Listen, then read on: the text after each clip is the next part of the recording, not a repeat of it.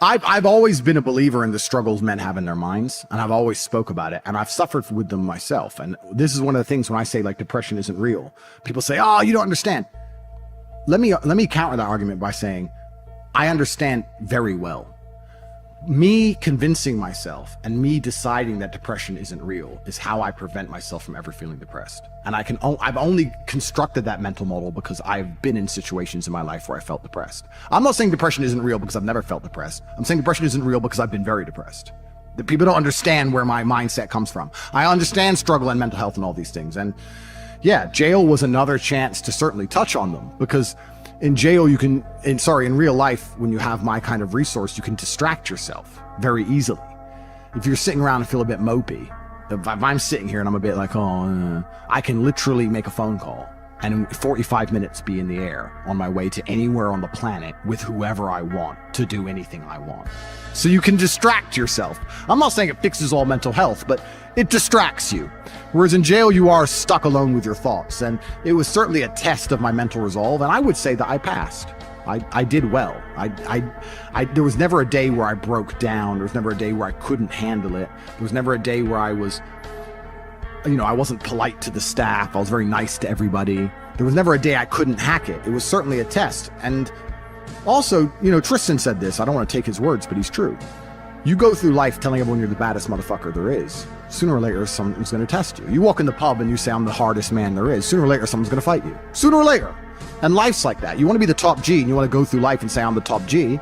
Then God's going to say, well, we're going to see if you deserve to call yourself the top G or not. We're going to put you in a Romanian jail cell. And we're going to leave you there to rot. You're not going to know how long you're in there for. And the biggest mindfuck is I thought I was going to be in there for years. I had no idea. Everyone's telling me years. I thought I was going to be in there for years. So maybe God was just seeing, he was watching me and he was having a look and saying, you want to call yourself top G? Let's see. And I like to think I passed that test. So it is what it is. But yeah, I agree with you. In terms of mental struggles, yeah, they exist for all men. And I also think that's one of the reasons I'm so large. I talk about those things a lot. I talk about those things a lot with men, and I help men with them. And I try and say to men overall that life as a man is pretty shit.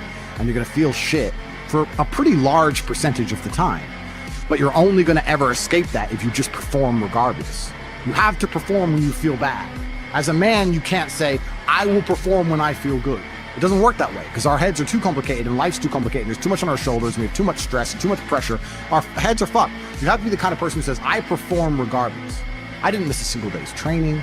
I didn't miss a please. I didn't miss a thank you. I'm not saying I was happy.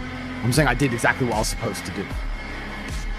The worst thing about prison, I think, for everybody else, because there's a lot of men in there who are crying, a lot of men who are having mental breakdowns, I think it is the problem I didn't have, which is knowing that if you're a normal man, you go to jail, and they just pick you up and you go to jail. Who pays the rent? Who's feeding your kids? Who's your wife sleeping with? Life gets hard for all the external things you could no longer control, things that were your responsibility. I was lucky I didn't have those problems, and when I spoke to people, most people's issues were things that were happening on the outside, and I felt really good knowing that my life is set up in a way where even if I'm plucked from it, it operates. And I set that up because I thought they were going to kill me. Even to this day, if they shoot me right now, everyone around, everything would be okay.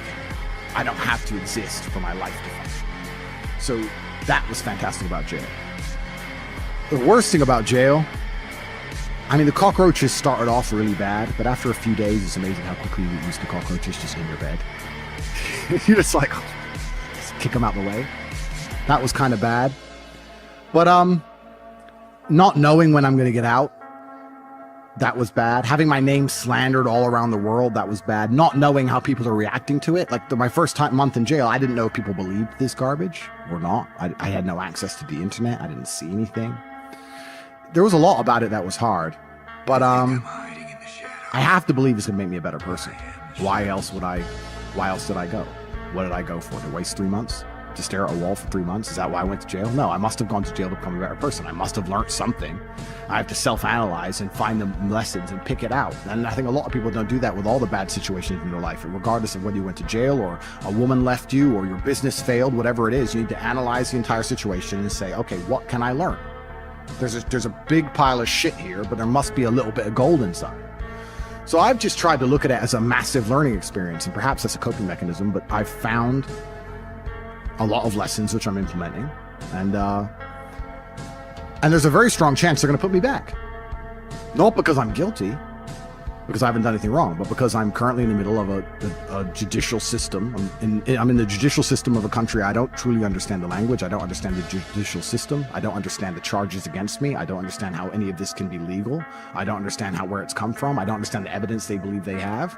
And here I am stuck in this process, and who knows how it's going to end. There are moments in your life that you feel overwhelmed by life, by people, by your own circumstances, by struggles. We all get knocked down in every aspect of life. Life has a way of humbling you. Life will make you shut up. Life will mute you. You're gonna feel awkward and stupid and dumb sometimes. At times you won't want to come out the house. At times you'll be feeling bad and don't know why. What's wrong? I don't know. Just leave me alone. You will cry. You're gonna fail, and you're gonna be in your head. You're gonna be saying, I'm not good enough. But it's okay. It goes with the territory. It's a part of the deal. The real challenge of growth comes when you get knocked down. You got to get messed up sometime. You got to get dirty. You got to get your feelings hurt. You got to get disappointed. You're going to ask somebody for some money. He going to tell you no. That's just dirt. How you handle it, that's where the growth takes place. You want to take responsibility for your life. I got me here, I can get me out of this. If somebody came and knocked you down, there ain't nothing you can do about it. But if I come back a week later and you're still on the ground, we got a problem. You can decide that you're going to change, that you're not going to be a wimp. The way you were born, what happened to you is not your fault. But doggone it, you still on the ground after 20 years? See, you get tripped out because you got dirt on you. But you need dirt on you to develop.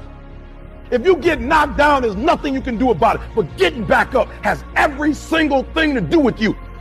Don't you give up on your dream. Don't you do it. Don't you do it. Don't you do it.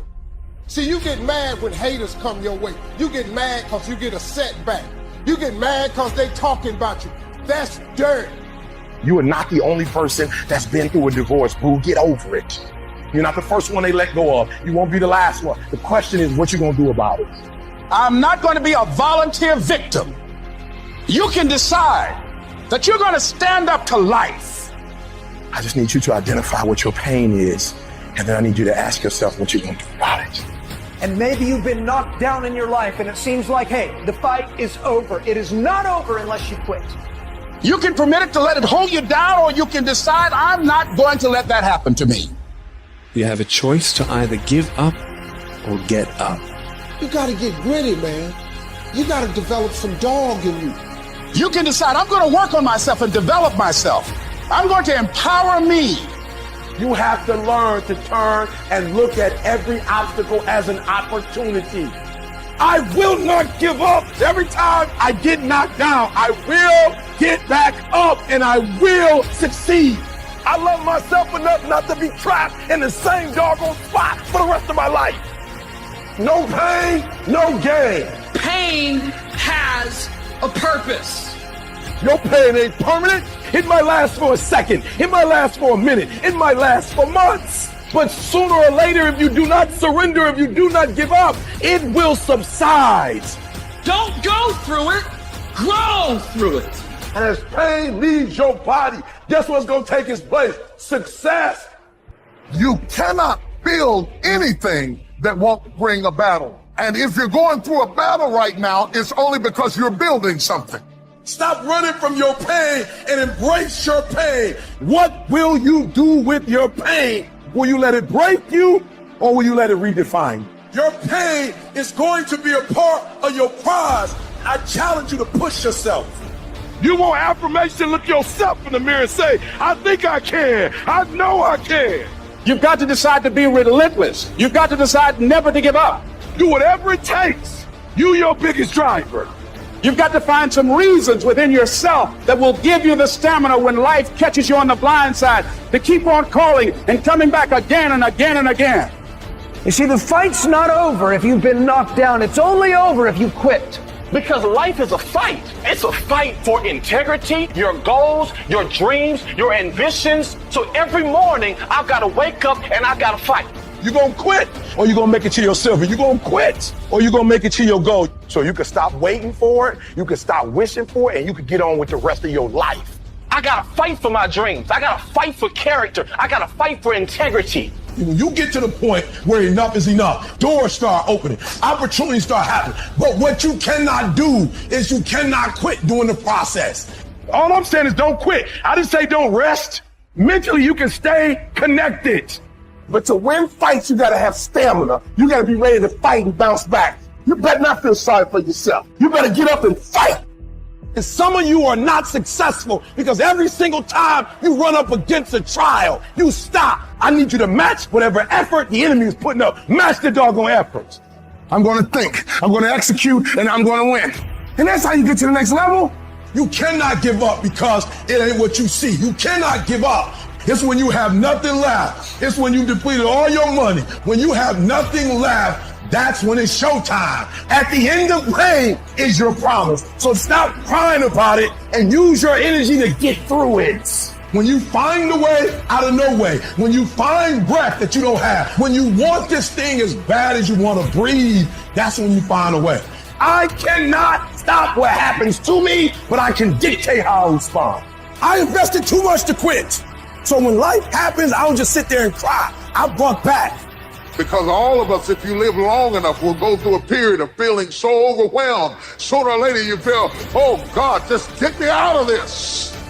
I wish I could tell you it's gonna get easier. I wish I could tell you that, but that's not the truth. The truth is you gotta find something within. Life's gonna whip your butt. Life is gonna bully you. Stop crying, let it hit you, but don't let it punk you. And when you find out what your why is, when you find your why, you find a way to make it happen.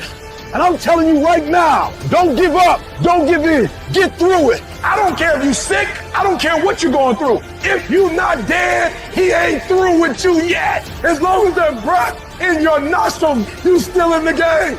You're gonna be here one day, but you'll never get here if you give up. As long as there's breath in your nostrils, you still can win. And finally, guys, you gotta wanna succeed as bad as you wanna breathe. And you will promise me that from this day forward, you will not be defeated. Somebody holler, I'm not dead yet. Don't count me out. I may be sick, I may be crazy, I may be confused, but I'm not dead yet. Some people live in the cemetery of their failures. And I want to say to somebody who's fallen, or everybody hates you, and everybody walked away from you, don't live where they left you. Nudge somebody and tell them I will not die here.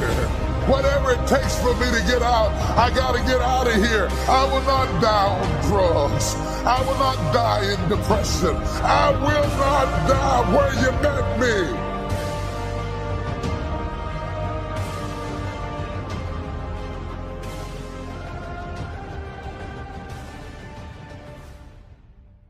I fought a good fight. Let that be your reputation. You fought a good fight. You kept out the ideology that wanted to capture your children, threatened every enemy that ever threatened you, fought like a parent protecting children in the home front.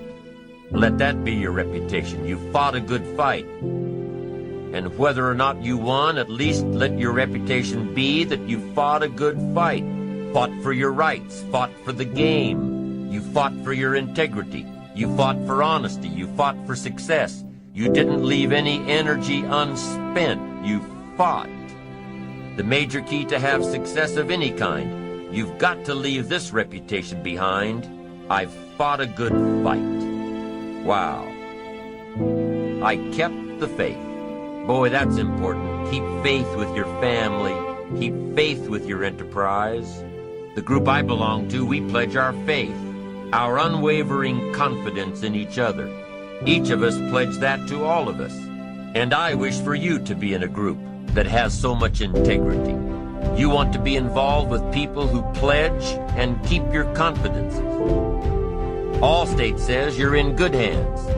That should be the reputation of all of us. Develop the reputation of good hands so that no matter where you go, you will represent your family well, represent your company well, have integrity, honesty, And at the end of the road, don't you want to be able to say, I fought a good fight, I finished the job, and I kept the faith? Of course you do.